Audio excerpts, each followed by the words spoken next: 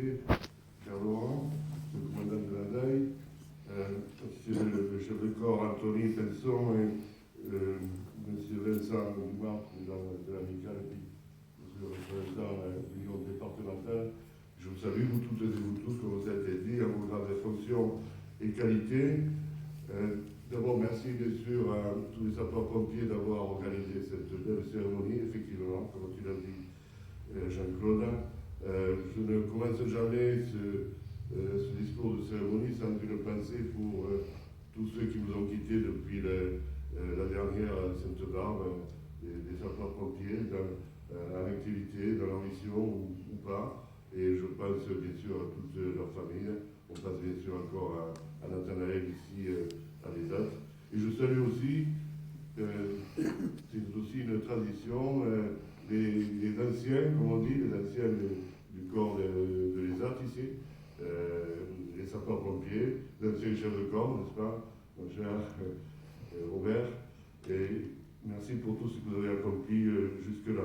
Alors nous nous retrouvons bien sûr dans une... Alors peut-être que notre bulletin parlera un petit peu, je connais. Alors simplement je vais faire beaucoup plus court pour dire que nous sommes dans une situation tout à fait particulière, un contexte financier difficile. On se retrouve aujourd'hui, cette barbe, et avant de voter les budgets, avec un gouvernement qui n'a pas de majorité, un budget le 1er février qui n'est pas encore voté, j'espère franchement, Laurent, que cela pourra se régulariser dans la semaine. Et qu'est-ce qui va se passer?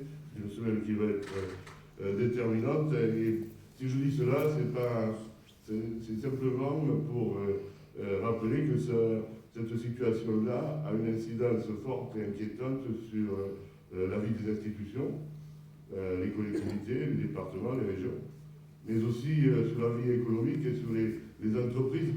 Les entreprises qui attendent, beaucoup nous appellent pour savoir, qui appellent les collectivités au secours, pour savoir où est-ce que nous en sommes dans nos investissements, parce que les collectivités représentent une part très importante du financement public, et donc, tant que les budgets ne sont pas votés, rien ne peut se faire, et voilà où nous en sommes aujourd'hui. Pour autant, au niveau du département de l'Ariège, nous sommes en train de mettre à jour le plan pluriannuel d'investissement de notre SDIS. Lors des différentes visites dans les casernes, on a pu entendre les doléances des uns et des autres, constater le nécessaire entretien et les besoins de travaux qui se font ressentir sur l'ensemble de nos bâtiments. En effet, nos casernes ont pour la plupart une vingtaine d'années. Ça me rappelle 20 ans en arrière et le plan pluriannuel aussi d'investissement qui avait été lancé à l'époque et qui était nécessaire, bien évidemment. Donc ces casernes ont une vingtaine d'années, et même si les travaux d'entretien ont été réalisés régulièrement, et même si les pompiers ont bien entretenu leurs casernes, il devient nécessaire de réinvestir fortement pour améliorer votre quotidien. C'est pourquoi, au niveau du département, les services des bâtiments ont été missionnés pour réaliser un audit complet de l'ensemble de nos casernes. L'ensemble des visites ont eu lieu au printemps, et nous avons désormais tous les éléments pour préparer notre PPI, le plan pluriannuel d'investissement, et prévoir ces investissements nécessaires pour les prochaines années. Il s'avère nécessaire d'optimiser l'espace de certains centres, de travailler sur leur consommation énergétique, changer certaines chaudières, agrandir des vestiaires et tout un tas d'autres travaux qui ont clairement été identifiés. On va parler ici d'un certain nombre de travaux nécessaires, j'ai entendu parler de barrières, de sécurité, bon, nous verrons bien tout cela. Et il s'agit maintenant de convaincre les élus du département et ceux des communautés de communes de consentir à un effort financier supplémentaire pour réaliser l'ensemble de ces travaux sur les années à venir. Je sais que la tâche s'annonce ardue par les temps d'austérité budgétaire que nous annonce le gouvernement. Là, en effet, le contexte national dont je viens de parler va avoir des conséquences fortes sur nos budgets, tant pour le département que pour les collectivités locales, mais nous pourrons compter sur nos collègues du département et sur les communautés de communes pour soutenir cet effort plus que nécessaire. En 2024, le département a enlevé 6 millions d'euros à son budget. Et cette année encore, nous avons concentré nos efforts sur nos missions essentielles. Et le budget du SDIS, tout comme celui de l'aide apportée aux communes, n'ont pas été revus à la baisse, preuve de leur haute importance à nos yeux. On peut faire un tour des départements et vous verrez que ce n'est pas toujours la même situation, le même cas. Et tout cela parce que, je le répète, il y a eu pendant des années une gestion rigoureuse financièrement au niveau du conseil départemental de l'Ariège. Alors aujourd'hui, je souhaite évoquer la construction de notre nouveau centre d'appel d'urgence. Comme vous le savez tous, c'est le premier maillon de notre chaîne de secours.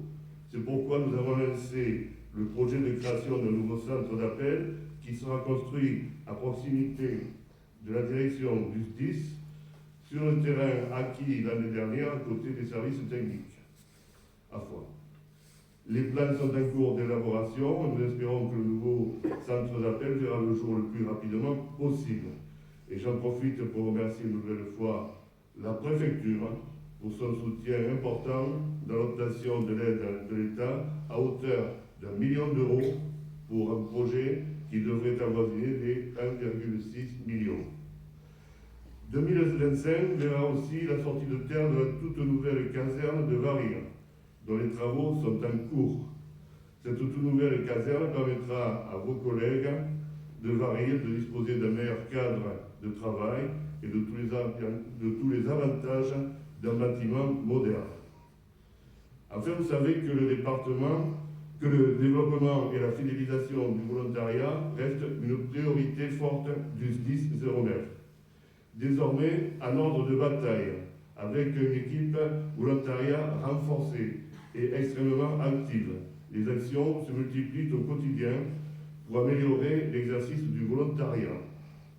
L'accélération en matière de conventionnement employeur, nouvelles conventions, actualisation de conventions anciennes, la mise en place d'un label employeur de sapeurs-pompiers volontaires, le travail avec le service de remplacement de la Chambre d'agriculture, l'aide au logement avec l'office HLM 09, l'accompagnement des chefs de centre dans leur management au quotidien du volontariat. Voilà ce que je voulais vous dire. Et avant de conclure, je souhaite bien sûr moi aussi féliciter une nouvelle fois l'ensemble des promus, médaillés et décorés de cette année 2024. Il y en a eu beaucoup et c'est très bien. Merci à vous toutes, à vous tous pour votre engagement au quotidien au service de nos concitoyens. C'est un engagement fort au service des habitants de notre territoire et l'ensemble des élus ariégeois se joignent à moi pour vous remercier. Enfin, je souhaite vous remercier toutes et tous pour votre abnégation et pour les nombreuses heures, ça a été cité, et c'est assez éloquent, que vous mettez au service de nos concitoyens. Les Ariégeois et les Français savent à quel point cet engagement est fort et le fait que le métier de pompier soit l'un des métiers préférés des Français est tout sauf un hasard. Je vous remercie, vous, pompiers, professionnels, volontaires, jeunes, sapeurs-pompiers, ainsi que tous les agents des services administratifs et techniques du SDIS qui œuvrent dans l'ombre pour faciliter votre travail quotidien et vous permettre de répondre aux besoins de secours des Ariégeoises et des Ariégeois. Je n'oublie pas, même si ça a été fait, de saluer aussi les conjoints qui vous soutiennent dans votre action. Les membres du CASDI se joignent à moi pour vous souhaiter à toutes et à tous, ainsi qu'à vos familles, une très bonne Sainte-Barbe, et ce n'est pas trop tard, une excellente année 2025. Merci beaucoup, merci à tous.